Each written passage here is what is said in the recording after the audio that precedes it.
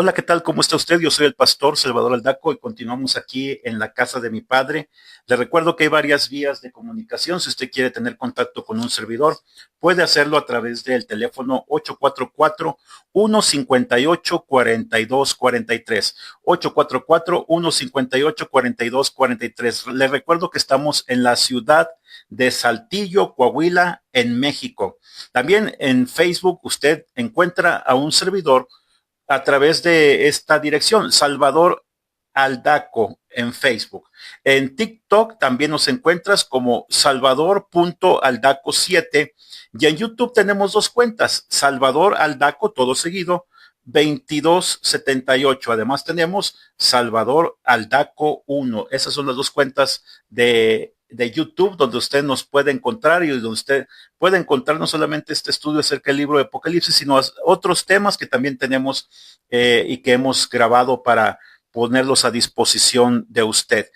Una vez más, vía telefónica 844-158-4243. Bueno, entramos al estudio del día de hoy porque hoy quiero hablarle a usted yendo al libro de Apocalipsis, capítulo 1, versículos del 9 al 20, vamos a estudiar acerca de la revelación del Hijo del Hombre.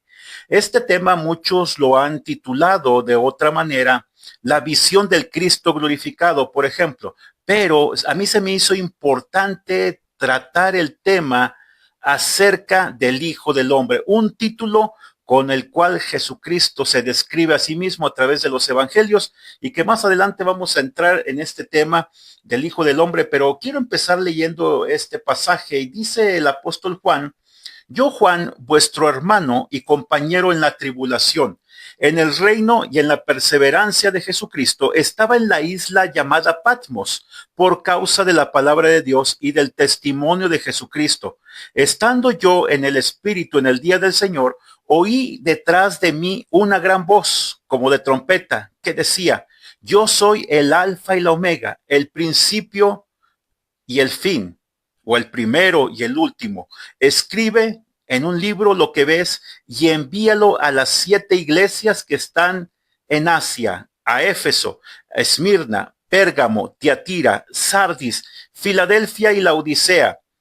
Me volví para ver la voz que hablaba conmigo y vuelto vi 7 candelabros de oro y en medio de los 7 candelabros a uno semejante, escuche, al Hijo del Hombre, vestido de una ropa que llegaba hasta los pies. Tenía el pecho ceñido con un cinto de oro. Su cabeza y sus cabellos eran blancos como blanca lana, como nieve, sus ojos como llama de fuego, sus pies eran semejantes al bronce pulido, refulgente como un horno, y en su voz era como el estruendo de muchas aguas. En su diestra tenía 7 estrellas, de su boca salía una espada aguda de 2 filos, y su rostro era como el sol cuando resplandece con toda su fuerza.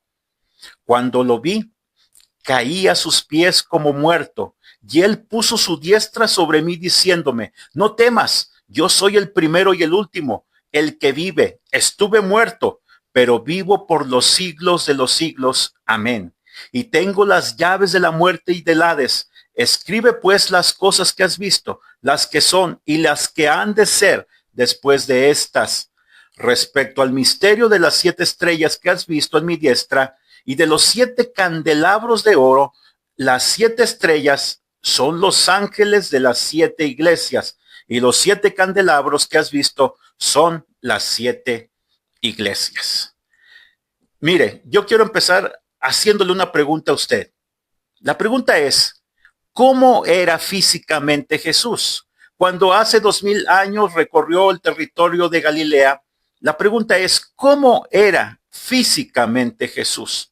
Mire, en el libro de Cantares en el Antiguo Testamento, en el capítulo 5, versículos del 10 al 15, algunos han encontrado un cuadro preencarnado de Jesucristo, una imagen de lo que sería físicamente una descripción de Jesucristo. Mire, ahí en el libro de Cantares escuchamos una voz femenina que habla acerca y describe a Salomón, pero para nosotros como la iglesia, esta sería la visión de Jesucristo el Jesucristo encarnado hace 2000 años en la tierra de Galilea, en la tierra de Israel. Y dice de esta manera Cantares 5 del 10 al 15, mi amado es blanco y sonrosado, distinguido entre 10,000. Su cabeza es oro fino, sus cabellos crespos negros como el cuervo, sus ojos palomas que junto a arroyos de agua se bañan en leche, están a la perfección colocados. Sus mejillas, eras perfumadas con especies aromáticas, son como fragante flor. Sus labios, lirios que destilan mirra. Sus manos, anillos de oro engastados de jacintos. Su cuerpo, claro marfil cubierto de zafiros. Sus piernas, columnas de mármol, fundadas sobre basas de oro fino. Su aspecto como el Líbano, esbelto cual los cedros. Otros piensan que Jesucristo fue un ser humano de cabellos dorados, aunque vimos aquí en el pasaje de Cantares que lo describe que su cabello era negro, era crespo. ¿Sí? Otros piensan, le he dicho, que Jesucristo fue un ser humano de cabellos dorados, piel blanca, de estatura superior al promedio, con un rostro pusilánime y un cuerpo debilucho. No obstante, aproximadamente 750 años antes de que Jesús se encarnara y naciera como un bebé en Belén, el profeta Isaías escribió un cuadro perfecto que nos muestra al Jesús que caminó sobre la tierra y que fue crucificado.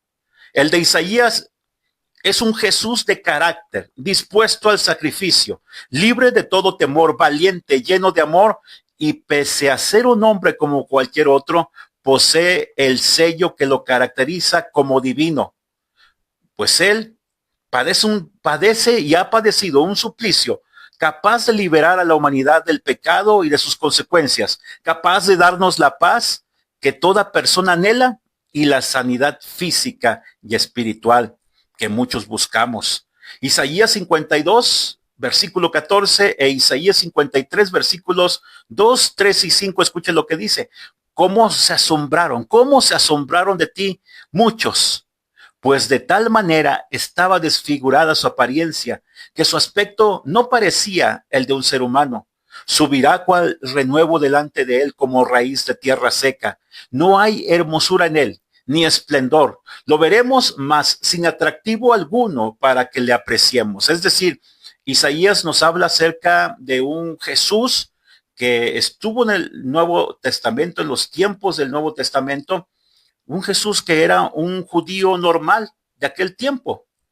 En épocas recientes, investigaciones arqueológicas y antropológicas han intentado encontrar el verdadero rostro de Jesús. Tal vez usted incluso en Google, en las redes sociales, ha visto acerca de los estudios que se han hecho y se ha tratado de llegar a dibujar un cuadro que nos represente el rostro de Jesús. Casi cada Semana Santa se habla acerca de este tema.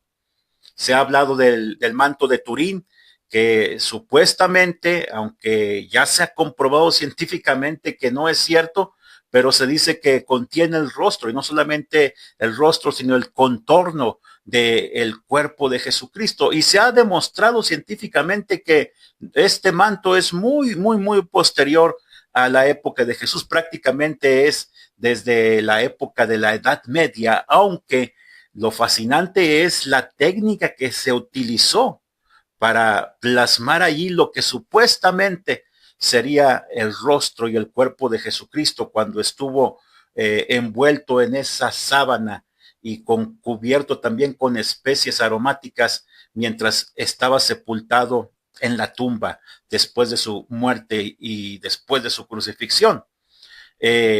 Y nosotros sabemos que el sepulcro de Cristo permanece vacío hasta el día de hoy.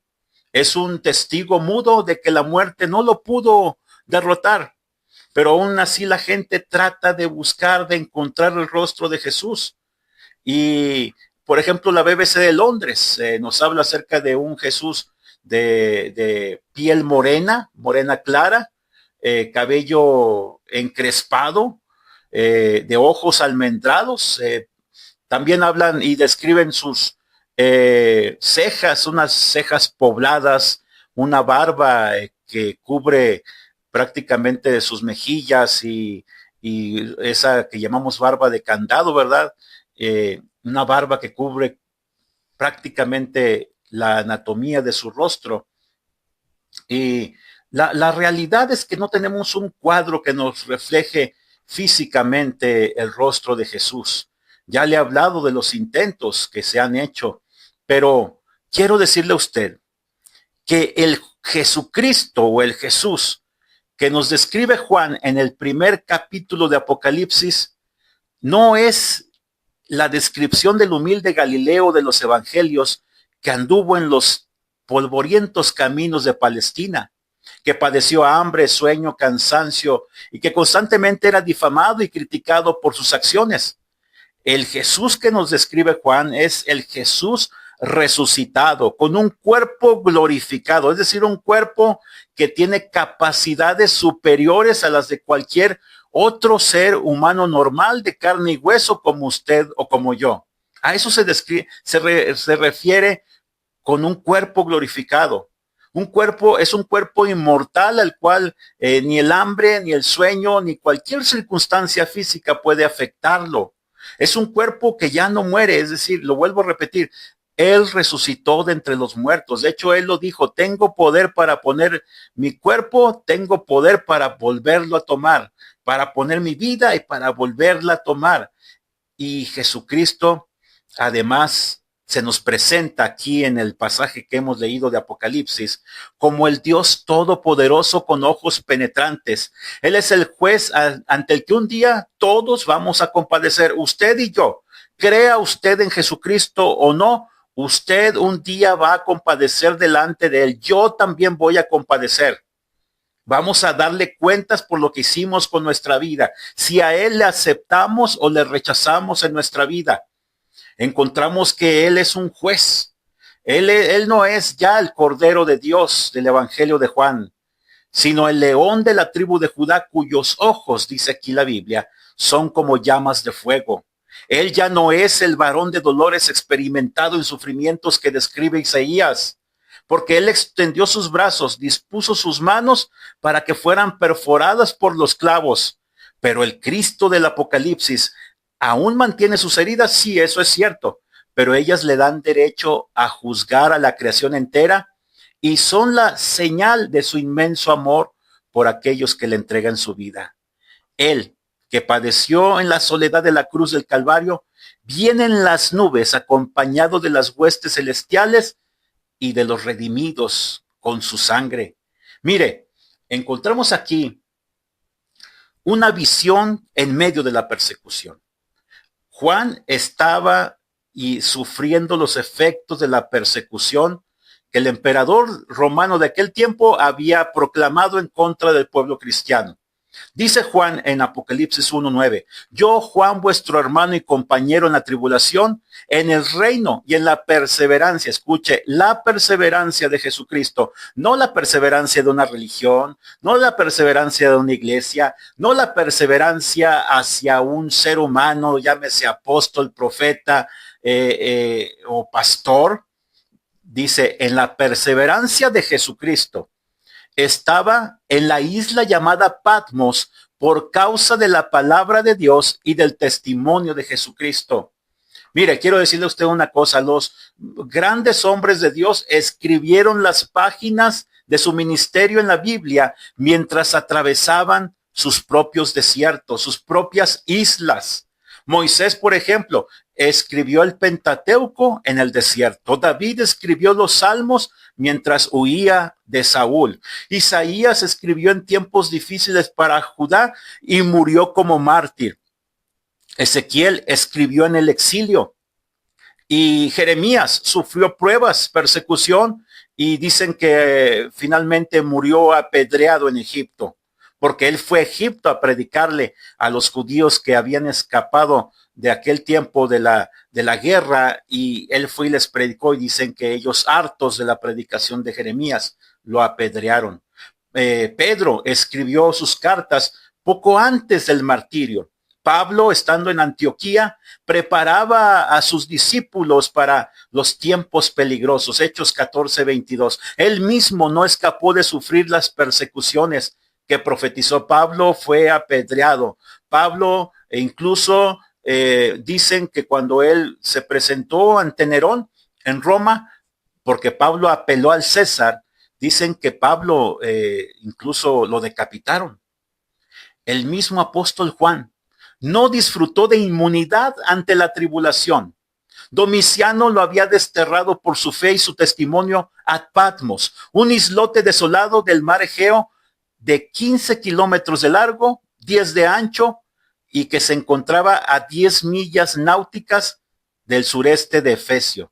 Tácito dice que el mar estaba espesamente sembrado con exiliados en esos días. Los peñascos estaban teñidos con la sangre de las víctimas. Pues bien, en ese pequeño islote de 10 por 15 kilómetros, ahí se encontraba Juan. Era una isla que hoy parece un paraíso porque hoy está llena de hoteles paradisiacos, es hoteles lujosos donde usted puede ir a vacacionar, pero en aquel entonces no había hoteles, no había camas, no había agua potable, no había forma de subsistir. Era prácticamente una muerte segura.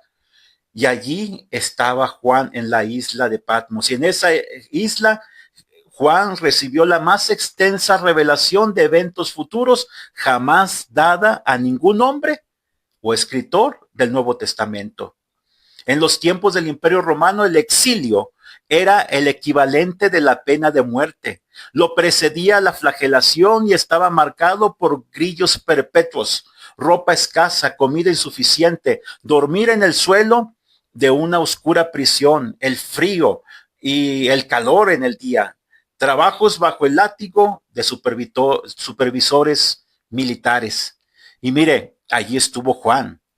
Y si usted viera una foto del actual Patmos, usted le digo que el día de hoy hay hoteles de lujo, hay agua potable, hay celdas solares, hay internet, pero en aquel tiempo no había nada. Juan, al verlo como un peligro para el imperio, Juan dicen que fue echado en una olla con aceite hirviendo, pero no murió.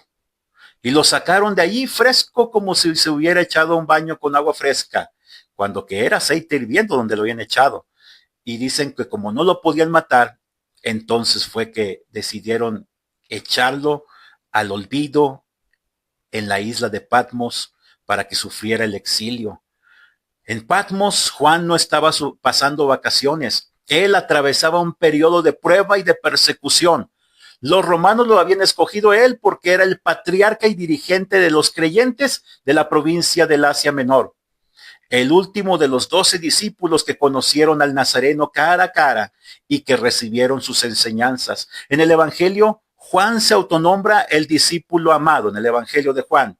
Pero en Apocalipsis vemos que ser amado por Dios no lo eximió de atravesar por problemas. Había vivido en Éfeso y era un predicador tan poderoso que el emperador llegó a pensar que si lo destruía, debilitaría grandemente el testimonio cristiano, pero cobardemente no se atrevió a aniquilarlo y más bien no pudo matarlo, sino que utilizó el exilio como un arma que pretendía desalentar a los creyentes. Mire, segunda de Timoteo capítulo 3 versículo 12 nos dice el apóstol Pablo, y también todos los que quieren vivir piadosamente en Cristo Jesús padecerán persecución. Yo no sé dónde te encuentres tú, pero por ejemplo en Chiapas hay hermanos cristianos que son despojados de sus tierras, son despojados de sus casas, de sus familias, sus mujeres son abusadas sexualmente, sus hijas son vendidas a los tratantes de blancas, ellos mismos, los hombres son asesinados, los jóvenes son llevados a la persecución, al martirio o incluso son vendidos y esclavizados prácticamente por los grupos del crimen organizado. Sin ir más lejos, te estoy hablando de una situación difícil. Yo estuve en algún momento en mi juventud pastoreando en una pequeña iglesia, en un pueblo allá en la Ciudad de México, allá en la delegación Coajimalpa, y en ese lugar había persecución contra los cristianos. Si tú te hacías cristiano, la iglesia católica, que era la que prácticamente gobernaba en ese pueblo, ordenaba que la junta vecinal te quitara el agua, te quitaran la electricidad, te quitaran el derecho a sepultarte a ti o a tus seres queridos en el panteón local. Y eso era una forma de persecución. Entonces, déjame decirte a ti que los que creemos en Jesucristo, tarde o temprano vamos a pagar las consecuencias, vamos a sufrir persecución, vamos a sufrir despojo, vamos a sufrir tal vez hambre, tal vez martirio. Pero déjame decirte que allí, Juan, en ese lugar, tuvo una visión del Señor Jesucristo. Así que, si tú estás pasando persecución, déjame decirte a ti una cosa: Jesucristo se te va a revelar tarde o temprano a ti en medio de tus circunstancias, en medio de tu tribulación. Ahora, dice Juan en Apocalipsis 1:10, estando yo en el Espíritu en el día del Señor, oí detrás de mí una gran voz como de trompeta, una gran voz. Mira lo que dice aquí. Él estaba en el Espíritu. También en Apocalipsis capítulo 4, versículo 2, en Apocalipsis capítulo 17, versículo 3 y Apocalipsis 21, 10, Juan estaba o estuvo en el Espíritu. Lo que realmente Juan quiere decir es que él llegó a estar en el Espíritu. Eso significa que su condición corporal normal de limitación de tiempo y del espacio fue puesta a un lado momentáneamente. Las leyes de la física aquí dejaron de aplicarse y ahora él estaba en una dimensión que nosotros conocemos como el ámbito del espíritu o estar en el espíritu. Y esto lo llevó en dos direcciones. En primer lugar, él sube al cielo, es decir, al tercer cielo. Él traspasa las fronteras de la tierra, que es el primer cielo, el cielo atmosférico. Él llega al cielo astronómico, que es todo el espacio que está más allá de esta tierra. Es el cielo astronómico o el segundo cielo, el universo conocido, pero él va más allá y asciende al tercer cielo. Esta es una dimensión que está más allá de las dimensiones conocidas por nosotros los seres humanos o las dimensiones que la física, la astronomía, la cosmología nos puedan hablar acerca de ellas o incluso la física cuántica. Él además avanza en el futuro para ver las cosas que estaban por venir. Él ya no estaba en este mundo conocido por y regulado por estas dimensiones, las 4 dimensiones que nosotros conocemos. Pero además no solamente dice que él estuvo en el día en el espíritu, además él estuvo en el día del Señor. Algunos piensan que esta expresión significa que él estaba en el día domingo, porque así se le conoce el día domingo como el día del Señor. El problema que encontramos aquí es que Juan no podía haber escrito todas estas cosas en un solo día. Así que Juan traspasó todas las barreras del espacio y del tiempo y estuvo en ese día que la Biblia nos describe como el día del Señor. Los creyentes, sí es cierto, para referirse al día domingo, ellos le conocen como el primer día de la semana. Mira, algunos pasajes le voy a dar. Mateo 28:1, Lucas 24:1, Juan 21 y 19, Hechos 27, primero los Corintios 16:2. La expresión el día del Señor, Dies Domini, fue adoptada como tal siglos después. Así que Juan lo que realmente estaba diciendo, yo estaba en el Espíritu y fui llevado en el Espíritu al tiempo que se denomina el día del Señor. Es decir, él estuvo en los últimos días. Juan lo que está diciendo es, yo vi el universo desde un punto de vista celestial. Fui llevado hacia el futuro para ver el día del Señor. Y hay toda una teología acerca del día del Señor. Mire, básicamente el día del Señor son los últimos días. Son los días en que Dios va a traer juicio a esta tierra. Pero la visión de Juan tenía un propósito específico. ¿Por qué? Apocalipsis 1:11 lo dice. Escribe en un libro lo que ves. Envíalo a las 7 iglesias que están en Asia y describe las 7 iglesias: Éfeso, Esmirna, Pérgamo, Tiatira, Sardis, Filadelfia y Laodicea. Es decir, hay un propósito en la visión de Juan. Y mira, Juan capítulo 9, versículos 4 y 5. Escucha: me es necesario hacer las obras del que me envió mientras dura el día. La noche viene cuando nadie puede trabajar. Mientras estoy en el mundo, luz soy del mundo. Esas son palabras de nuestro Señor Jesucristo. Ahora que Jesús no está en este mundo, la noche continuará hasta que Él regrese. Pero en su ausencia, Él ha levantado candelabros para que iluminen a este mundo.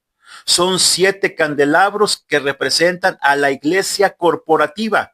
Nos representan a todos los creyentes en su visión. Juan vio una noche negra, escucha, y 7 candelabros que representan a la iglesia de Cristo en un mundo oscuras. Y luego lo más impresionante es que dice aquí que en medio de los 7 candelabros, él vio a uno semejante al Hijo del Hombre. Mira, Jesucristo, y escúchalo tú que perteneces a una iglesia cristiana. Porque hay gente que dice el día de hoy, no, es que lo más importante es nuestra espiritualidad. Lo más importante es tener a Dios en nuestro corazón. Lo más importante no es ir a una iglesia. No, hombre, ¿para qué vas a una iglesia y nada más te roban? Ahí nada más te piden diezmos. Ahí nada más te quitan dinero. Esos pastores flojos, rateros, que no hacen nada, que no sirven para nada. Mira, esas son expresiones de gente que no tiene temor de Dios.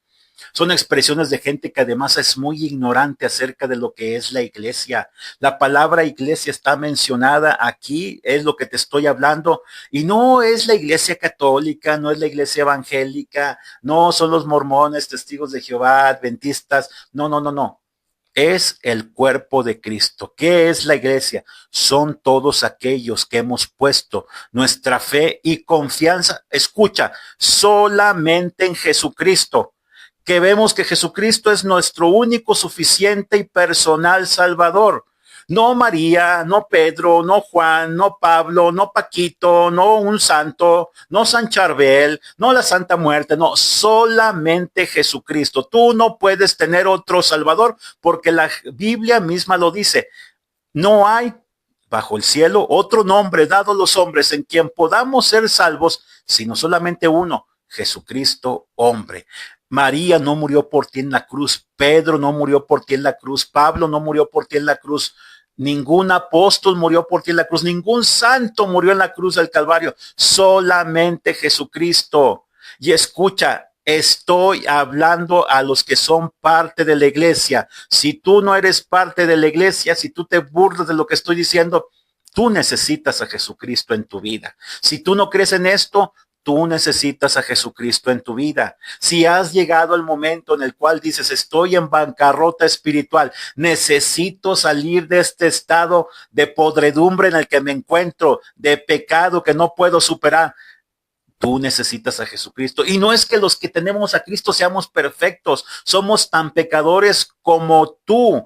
La única diferencia es que para nosotros, nuestra medicina, nuestro tratamiento para esa droga llamada pecado, esa droga espiritual llamada pecado, es Jesucristo. Y todos los días nos ponemos esa vitamina, todos los días nos ponemos esa vacuna. Nosotros tenemos que estar tomando nuestro tratamiento día tras día hasta que esta vida termine para nosotros o antes de que Cristo venga, porque déjame decirte, la iglesia es el cuerpo de Jesucristo. La iglesia es una corporación real, viva, y algunos nos congregamos en locales, en lugares, domingo tras domingo. Hay cristianos en países donde ellos son perseguidos, se reúnen en alcantarillas, se reúnen en cuevas, en edificios abandonados, allá en medio del desierto, allá en medio del bosque, en medio de la selva. Pero, ¿qué nos hace a todos? ¿O qué nos hace, o qué tenemos en común ellos y nosotros?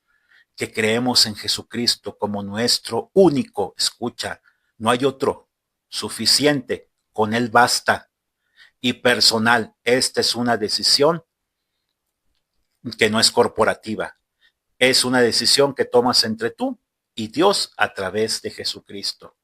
Ahora Jesucristo está en medio de sus 7 iglesias. Aquí lo dice. Dice que había uno semejante al Hijo del Hombre que estaba rodeado de 7 candelabros. Esos 7 candelabros representan las 7 iglesias que hemos mencionado. ¿Cuáles son? Éfeso, Esmirna, Pérgamo, Tiatira, Sardis, Filadelfia y la Odisea. Ahora, ¿por qué 7? Porque el 7 lo hemos hablado. El 7 representa la plenitud. Es la plenitud de la iglesia, de toda la geografía, de todos los tiempos y en todo lugar. También representa diferentes tipos de cristianos. Hay cristianos que son éfesos, hay cristianos que son pérgamos, hay cristianos que son tiatiros, hay cristianos que son sardis o filadelfos o laodiceos. Así que Jesucristo, a pesar de nuestras diferencias como cristianos, a pesar de nuestras derrotas, a pesar de nuestros pecados, porque estas iglesias no eran perfectas, tenían pecados dentro de ellos, pero escucha, ahí de en medio de ellos estaba Jesucristo. Y Jesucristo, vamos a ver posteriormente que hay 7 cartas y una va dirigida para cada una de las iglesias, y hay reconocimientos y hay regaños, hay llamadas de atención, hay castigos que se avecinan para aquellos que no se arrepienten. Él está en medio de las iglesias, Él está en medio de su iglesia, Él está en esta visión, Él está glorificado y resucitado.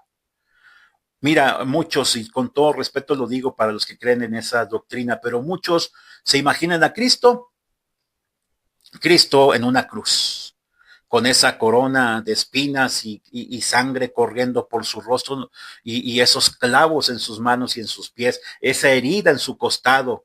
Déjame decirte que eso no es real, es una representación burda de lo que ocurrió hace 2000 años. Porque Cristo murió, o sea, murió hace 2000 años, fue sepultado, al tercer día resucitó. Hoy está a la diestra del Padre e intercede por nosotros. Así que, déjame decirte que Jesucristo, el día de hoy, ya no es el Cristo que conocimos en los tiempos que nos narran los evangelios.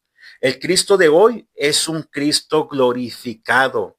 Aquí nos lo dice la Escritura. Mira, aquí nos lo dice la misma Escritura. Quiero describírtelo. Versículo 13 de Apocalipsis capítulo 1 dice: vi a uno semejante al Hijo del Hombre, este título es importante, vestido de una ropa que llegaba hasta sus pies. Tenía el pecho ceñido con un cinturón de oro. Su cabeza y sus cabellos, ¿cómo eran? No eran negros, como lo dice el libro de Cantares. Dice, eran blancos como blanca lana, como nieve, sus ojos como llama de fuego, sus pies semejantes al bronce bruñido o pulido, refulgente como un horno. ¿Has visto el bronce o simplemente el hierro al rojo vivo? Imagínate. Su voz como el estruendo de muchas aguas, es decir, una voz potente, fuerte. Y dice aquí que tenía en su diestra 7 estrellas. Ahora, vemos aquí que Jesucristo es visto en medio de las 7 iglesias. ¿Quién más vio a Jesucristo? Mira, Moisés lo vio y bajó del monte con un brillo en su cara. Job lo vio y se aborreció a sí mismo y se arrepintió. Isaías lo vio y a sí mismo se vio como inmundo. Pablo lo vio y lo reconoció como Señor y Salvador. El impacto visual, auditivo, psicológico, pero sobre todo espiritual de estar en la presencia de Cristo, del Cristo glorificado, siempre produjo un efecto positivo en los hombres de la palabra de Dios. Donde había obediencia, su gloria se reflejaba. Donde había pecado, provocaba arrepentimiento. Donde había odio hacia el Hijo de Dios, hubo conversión y salvación, como el ejemplo de Pablo narrado en Hechos capítulo 9.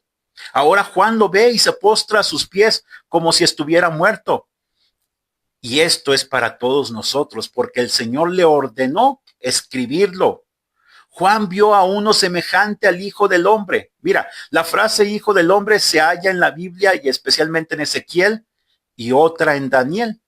El Hijo de Dios es el Hijo del Hombre. Esto nos habla de su encarnación, habla de Jesucristo, el Dios hombre andando sobre la tierra. Mira, y aquí es importante porque quiero hablarte de este tema. Aquí en Apocalipsis capítulo 1, versículo 13, dice, versículo 12 voy a leer, me volví para ver la voz que hablaba conmigo y vuelto. Mira, recuerda la escena. Juan estaba en la isla de Patmos, pero dice que estaba en el espíritu, es decir, su cuerpo es tomado, o tal vez solamente su espíritu. Yo creo que su espíritu y su cuerpo fueron tomados y él es llevado al día del Señor, es llevado en el espíritu primeramente a esa dimensión espiritual y luego es llevado hacia el futuro. Y entonces dice que él escucha una voz y dice que él vuelve y ve 7 candelabros de oro. Imagínate esa escena. Estamos en una escena celestial y en medio de los 7 candelabros a uno semejante al Hijo del Hombre vestido de una ropa que llegaba hacia sus pies. Y ya te he platicado esta escena. Ahora, déjame decirte, y este es un tema muy importante que quiero comentarte antes de avanzar, que es importante que consideremos la visión del Hijo del Hombre que tuvo Juan. Pero no solamente la visión del Hijo del Hombre, sino el significado de la expresión Hijo del Hombre. En hebreo la expresión es bar enash. ¿Qué significa esto? Hijo del hombre. Bar significa hijo, mientras que enash significa hombre. Y estamos hablando aquí del idioma arameo. Es tomada del libro de Daniel. Esta expresión que aparece tanto en el Antiguo como en el Nuevo Testamento se utiliza de las siguientes maneras. Mira, se utiliza como un sinónimo poético de el hombre, el ser humano. Por ejemplo, Salmo capítulo 8, versículo 4 dice, ¿quién es el hombre para que tengas de él memoria? Y el Hijo del Hombre para que le visites. Ahí está hablando acerca de la humanidad. Estamos hablando de una cuestión poética. El Salmo 80, versículo 17, déjame te lo leo también. Salmo 80, versículo 17 también habla de una forma poética en el libro de los Salmos acerca de la expresión Hijo del Hombre. Salmo 80, 17 nos lo dice, sea tu mano sobre el hombre de tu diestra y sobre el Hijo del Hombre que fortaleciste para ti mismo. Se refiere a la humanidad en primer lugar.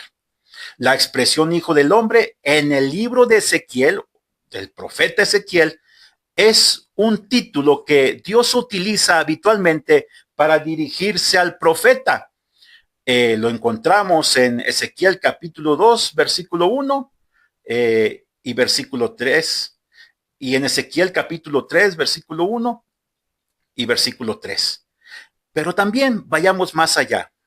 Te he dicho, se refiere a un ser humano, se refiere, y de hecho, en cuanto a Ezequiel, en 88 ocasiones Dios se dirige a él como hijo de hombre.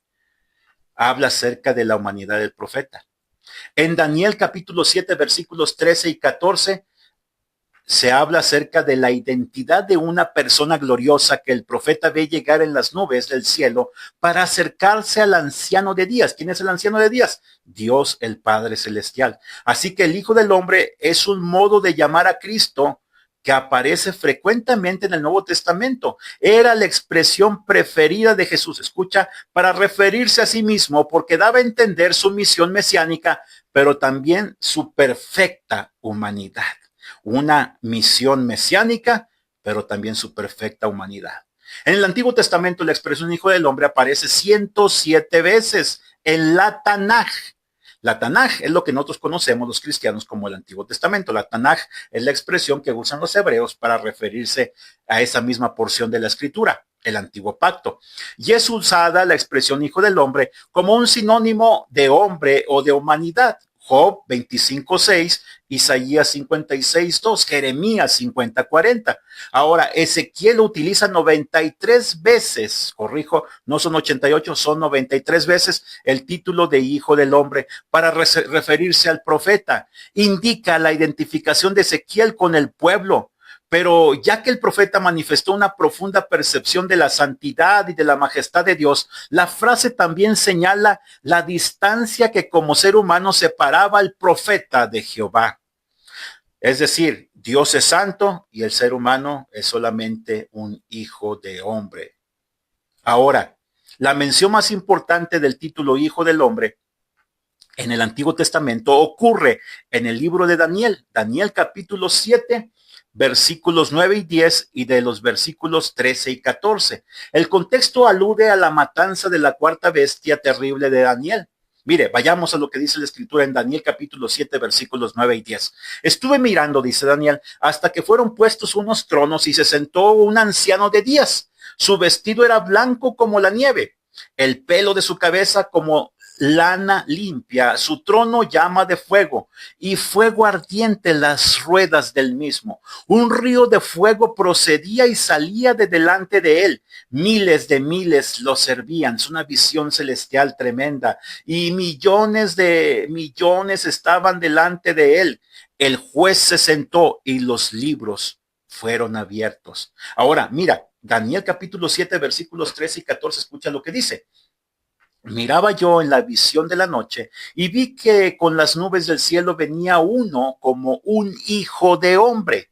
Vino hasta el anciano de días y lo hicieron acercarse delante de él. Mira, ahí tenemos una visión bien tremenda. ¿Por qué? Porque tenemos en primer lugar el anciano de días. ¿Quién es él? El Padre Celestial.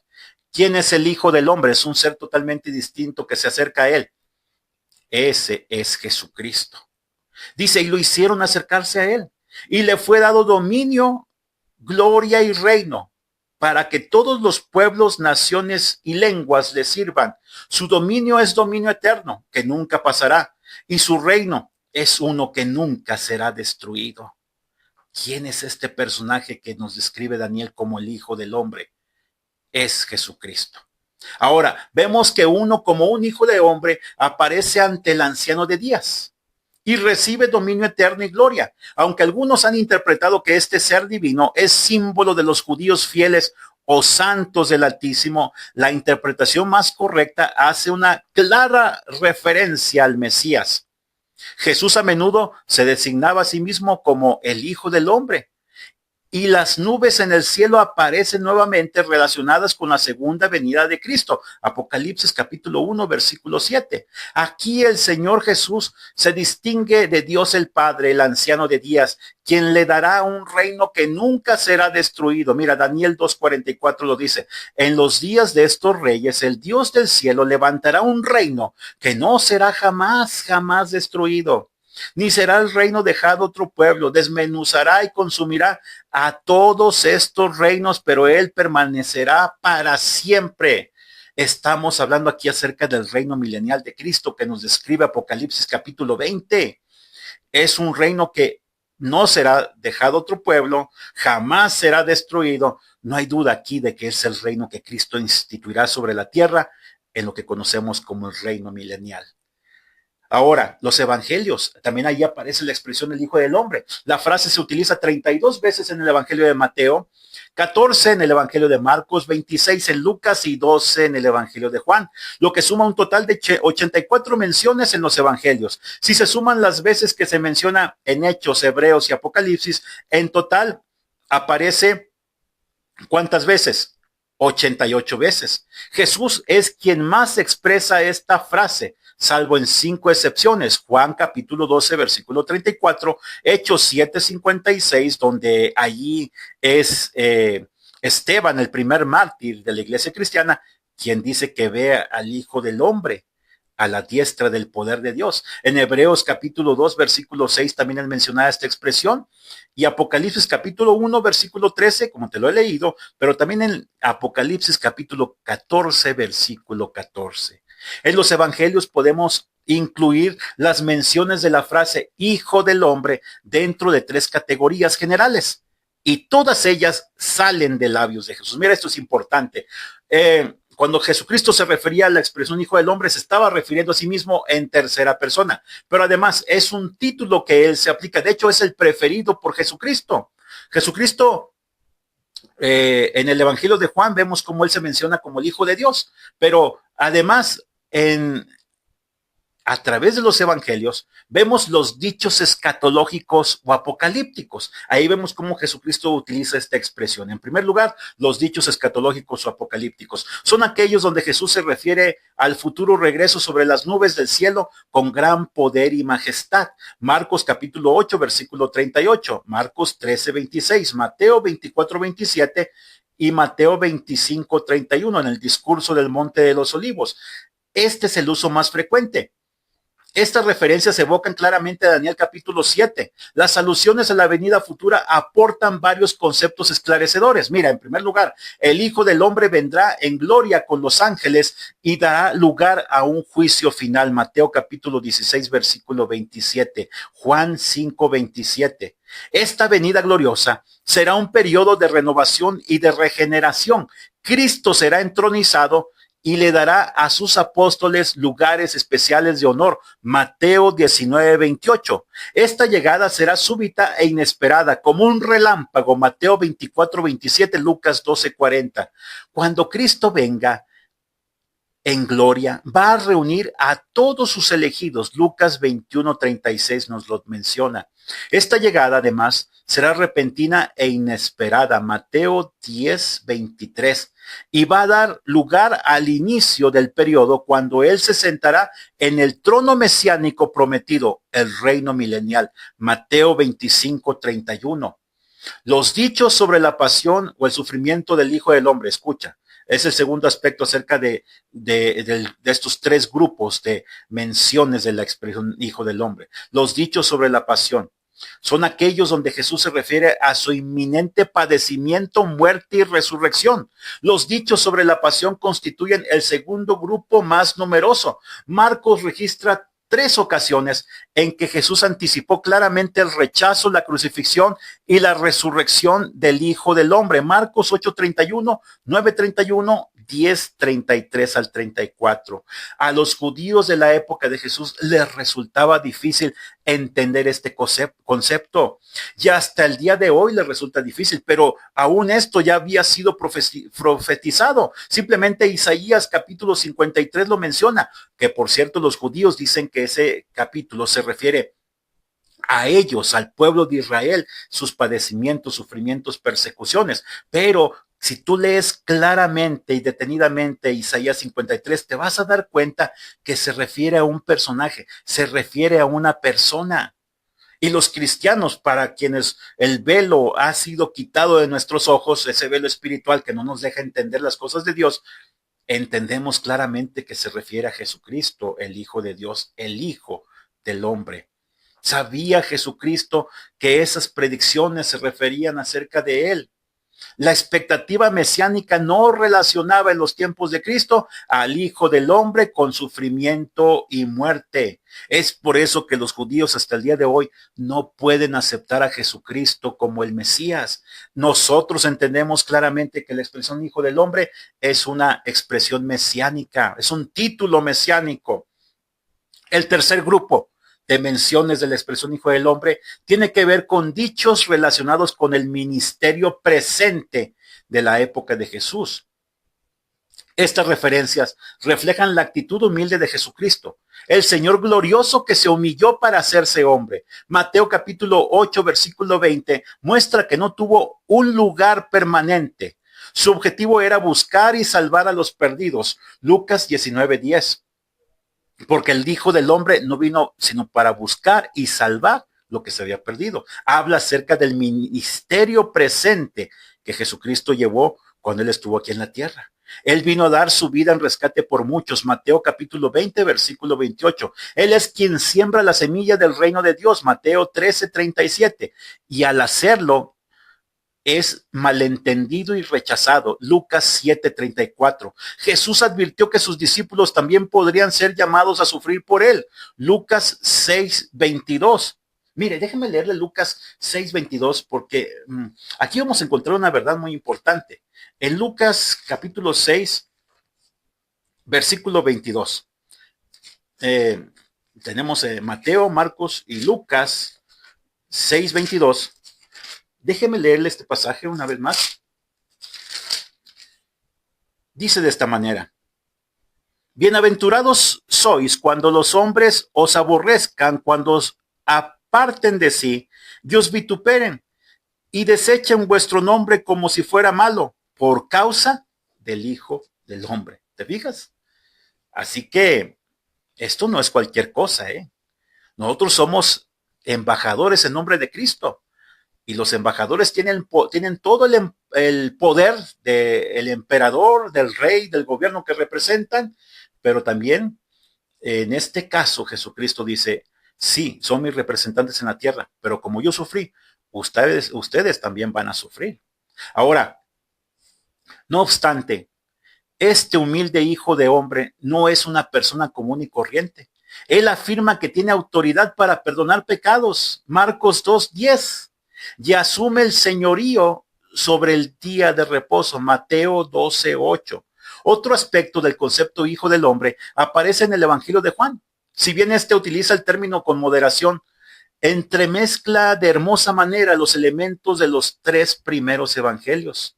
El tema de ascenso y descenso del Hijo del Hombre constituye el énfasis principal de Juan. Presenta una constante interacción entre la humillación y la exaltación del Hijo del Hombre. Este que descendió del cielo es el mismo que está ahora sobre la tierra. Juan capítulo 3, versículo 13. Tenía que ser levantado en una cruz, la humillación máxima, para poder ser exaltado. Juan capítulo 3, versículo 14. Él es el pan que bajó del cielo, pero ascendió nuevamente allí cuando completó su obra. Juan 6:62. Para encontrar la vida verdadera es necesario aceptar la humanidad del Hijo del Hombre. Juan 6:53. Mira, vamos a leerlo porque es importante que conozcamos estos conceptos, pero te doy los pasajes porque a veces no hay tiempo de leerlos, pero vamos a leer este pasaje de Juan 6:53. Juan 6:53 dice: Jesús les dijo: de cierto os digo que si no coméis la carne del Hijo del Hombre, no bebéis su sangre, no tenéis vida en vosotros. Es decir, hay que reconocer, aceptar la humanidad del Hijo del Hombre, porque él dijo: la carne. Él no era un fantasma, como dicen los gnósticos, no era una aparición. Él realmente, Dios vino, Él se hizo hombre y estuvo con nosotros como hombre, el Hijo del Hombre. Pero Él también es el Hijo de Dios que vino de lo alto y une el cielo con la tierra. Juan 1:51. Aún la traición de Judas en Juan 13:32 sirvió para lograr que Jesucristo fuera glorificado. En los evangelios y especialmente en Juan, la expresión Hijo del Hombre significa humanidad y humillación, pero también significa exaltación y gloria. Ahora, en el resto del Nuevo Testamento, fuera de los evangelios, el título Hijo del Hombre aparece solo 4 veces. En Hechos 7:56, Esteban fue y vio al Hijo del Hombre en el cielo a la diestra de Dios, listo para recibirlo después de que muriera tras ser apedreado. En Hebreos 2:6 cita el Salmo 8, un pasaje que originalmente se refería a la humanidad en general. No obstante, el escritor de Hebreos lo utilizó para atribuir singularidad a Jesús como representante perfecto de la humanidad.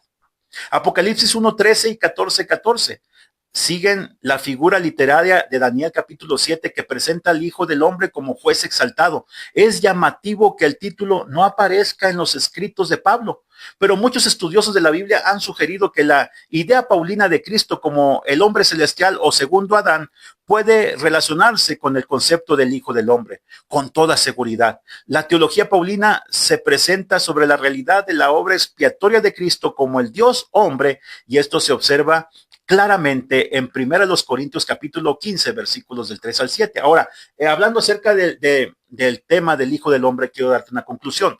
San Agustín escribió: el Hijo de Dios se convirtió en Hijo del Hombre para que ustedes, que eran hijos de los hombres, pudieran ser hechos hijos de Dios. Jesús se convirtió en uno de nosotros, aunque no era como nosotros. Solo Jesús es Hijo del Hombre e Hijo de Dios en una misma persona. En Mateo capítulo 16, versículos 3 al 14, Jesús les preguntó a sus discípulos: ¿quién dicen los hombres que es el Hijo del Hombre? Simón Pedro respondió: Tú eres el Cristo, el Hijo del Dios viviente. Y es importante conocer esta teología del Hijo del Hombre para que nosotros podamos seguir avanzando en el estudio del libro del Apocalipsis. Yo quise tomar este tiempo para entrar a tratar este tema antes de continuar, para que te quedara a ti bien claro las semejanzas que hay entre Daniel capítulo 7, versículos del 9 al 14 y Apocalipsis capítulo 1, versículos del 13 al versículo 20, especialmente el tema que estamos tratando el día de hoy. Porque Juan vio al Hijo del Hombre y ya no era el carpintero de Belén. Ese hombre que fue como tú y como yo, que sufrió cansancio, sueño, persecución, desilusión, difamación, pero que el día de hoy es el Cristo glorificado. Él es el Hijo del Hombre, a quien en quien nosotros podemos poner toda nuestra confianza. Aquel que aunque sufrió y padeció persecución, el día de hoy Él reina y reina por los siglos de los siglos, y un día va a venir a esta tierra a establecer un reino que será la antesala de un cielo nuevo y una tierra nueva, de un cielo y de un gobierno de Dios sobre los hombres, donde ya la muerte, ni Satanás, ni el pecado, ni la enfermedad, ni la persecución tendrán cabida. Y Él es el Hijo del Hombre que nosotros esperamos un día conocer. Continuaremos la próxima semana con este estudio acerca del libro de Apocalipsis. No terminamos el tema y será importante continuar estudiándolo para ver todas las analogías de las figuras que describen al Hijo del Hombre, como por ejemplo su vestido, su cinto, su cabeza, su cabello, su voz. Será importante conocer esto. La próxima semana acompáñanos en este estudio acerca de la visión del Hijo del Hombre. Yo soy el pastor Salvador Aldaco y te recuerdo que Dios no tiene problemas, Él tiene soluciones para tu vida. Esto ha sido la casa de mi Padre. Nos vemos la próxima semana. Continuaremos con este estudio del libro del Apocalipsis y te aseguro que serás bendecido en gran manera. Gracias por acompañarnos.